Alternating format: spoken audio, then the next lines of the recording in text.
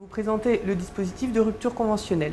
Ce dispositif se trouve dans le Code du travail, aux articles L 1237-11 jusqu'à l'article L 1237-16. Alors ce dispositif, lequel est-il?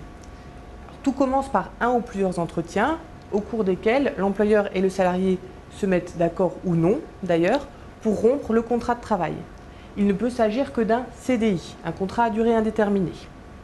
Alors, pendant ces entretiens, le salarié peut choisir de se faire accompagner, soit par un autre salarié de l'entreprise, soit par un salarié mandaté, soit encore par un élu du personnel. S'il n'y a pas de représentant du personnel dans l'entreprise, le salarié peut alors recourir à un conseiller du salarié. Lorsque le salarié fait le choix d'être accompagné pendant les entretiens, il doit en informer l'employeur qui peut alors en faire de même. Il y a une réciprocité des formes. Si le salarié se fait accompagner, l'employeur le peut aussi. Sinon, ce n'est pas possible. L'employeur peut se faire accompagner par n'importe quel salarié de l'entreprise, sachant que dans les entreprises de moins de 50 salariés, l'employeur pourra alors faire appel à son organisation patronale pour être accompagné par quelqu'un ou alors par un autre employeur de la même branche professionnelle. Il faut préciser qu'il ne peut pas s'agir d'un avocat professionnel.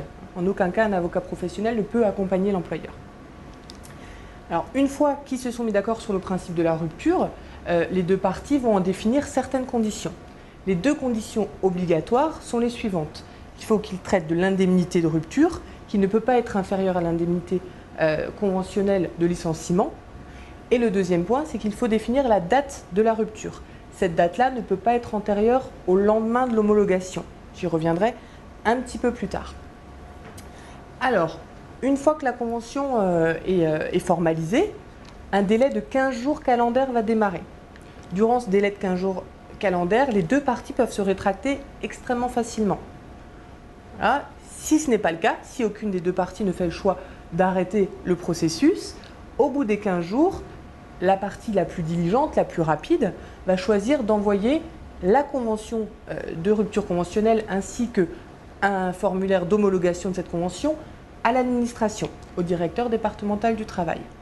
Ce dernier aura lui aussi 15 jours, mais cette fois-ci 15 jours ouvrables, pour dire s'il homologue ou pas la convention. Il faut noter que durant ces 15 jours, il peut garder le silence. Et le silence vaut acceptation. Donc très clairement, si au bout des 15 jours ouvrables, l'administration ne s'est pas prononcée, dans ce cas de figure-là, la rupture est bien homologuée. Alors ce qu'il faut préciser enfin, c'est qu'une fois que la rupture est homologuée, l'employeur devra verser les indemnités de rupture d'une part, et de l'autre part, il devra fournir tous les documents attenant à n'importe quelle rupture de contrat. Je pense notamment à l'attestation Pôle emploi, à des choses comme ça. Et une fois que tout ça est fait, il faut savoir qu'à partir de cette rupture-là, le salarié ne bénéficie que de 12 mois pour contester sa rupture. C'est important parce que c'est un délai extrêmement court. Enfin, on peut noter que les salariés protégés ont accès à cette rupture conventionnelle, mais évidemment, ça nécessite autorisation de l'inspecteur du travail. Et le dernier point, c'est que la rupture conventionnelle ne peut pas faire partie d'un plan de gestion prévisionnelle des emplois et des compétences ou encore d'un plan de sauvegarde de l'emploi. Ce n'est pas possible.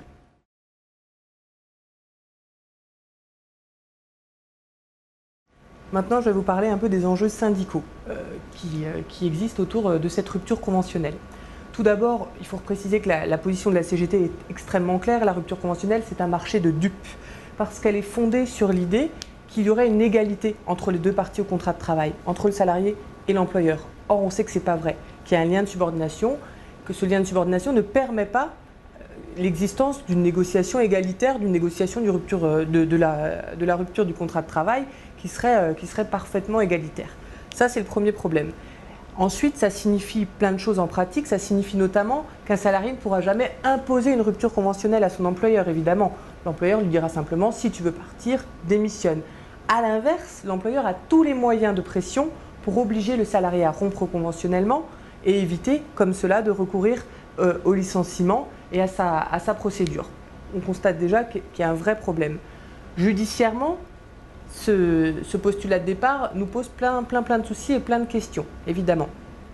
Alors, les questions sont de 3 ordres. La première, c'est celle de l'initiative de la rupture. Je m'explique.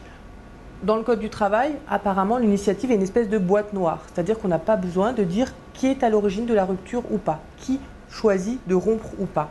Ça pose problème au regard des textes internationaux parce que, normalement, quand l'employeur est à l'origine d'une rupture de contrat, il s'agit d'un licenciement. Premier problème. Deuxième problème, c'est la motivation. On a bien vu que personne n'indique pourquoi il veut partir. Là, encore une fois, le salarié n'aura pas grand-chose à quoi se raccrocher lorsqu'il voudra contester sa rupture devant les juges.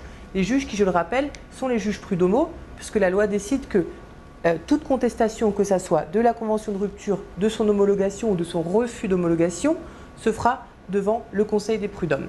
Donc là, encore une fois, le salarié ne pourra pas réellement s'appuyer sur un motif ou un défaut de motif pour contester sa rupture. Le troisième problème, je dirais que c'est celui du contexte. On sait que souvent, si les salariés veulent quitter l'entreprise, ce n'est pas parce qu'ils en ont spécialement l'envie, mais c'est parce que soit leurs conditions de travail se dégradent, soit ils n'ont aucune perspective d'évolution. Alors que tout ça relève de la responsabilité de l'employeur. Mais bon, le salarié, il va être en fait contraint de partir. C'est ce que j'appelle le contexte. C'est-à-dire que ça peut être un contexte de harcèlement, tout simplement, de dégradation des conditions de travail. Mais ça, c'est, on le sait déjà, extrêmement dur à prouver devant les juges. Voilà, ces problématiques sont très complexes. Pour parler encore un petit peu du contexte, je dirais qu'on constate, et les différentes expériences qui nous reviennent le confirment, qu'il y a souvent des ruptures conventionnelles qui sont mises en place pour contourner le droit au licenciement économique collectif. Ça nous est d'ailleurs confirmé par les directions départementales de l'emploi qui constatent ce genre de processus. Actuellement, il y a d'ailleurs des procès qui devraient amener à réussir à condamner ce type de fraude à la loi.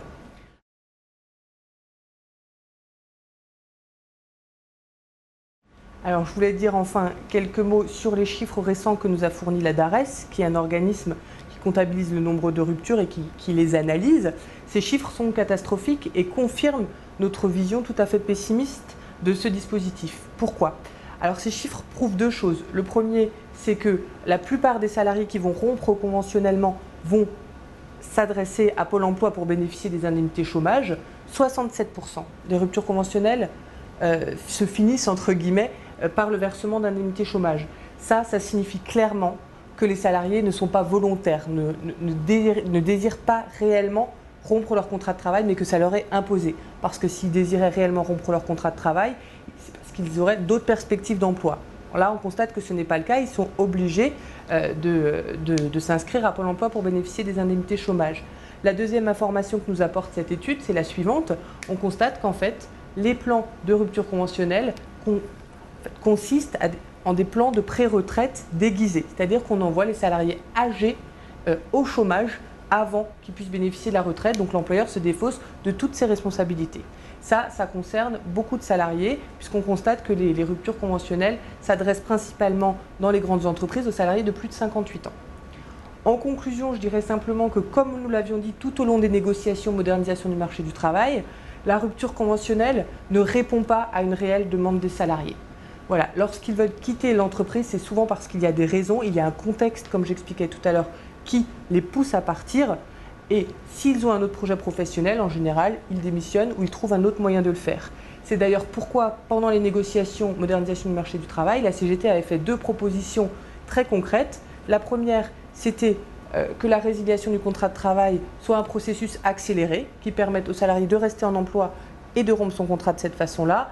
Et la seconde, c'était d'élargir le cas des démissions légitimes aux situations notamment où le salarié souhaite partir pour se réorienter professionnellement. Ça, ce sont deux cas qui répondent réellement à un besoin des salariés. Mais la rupture conventionnelle, ça reste un marché de dupes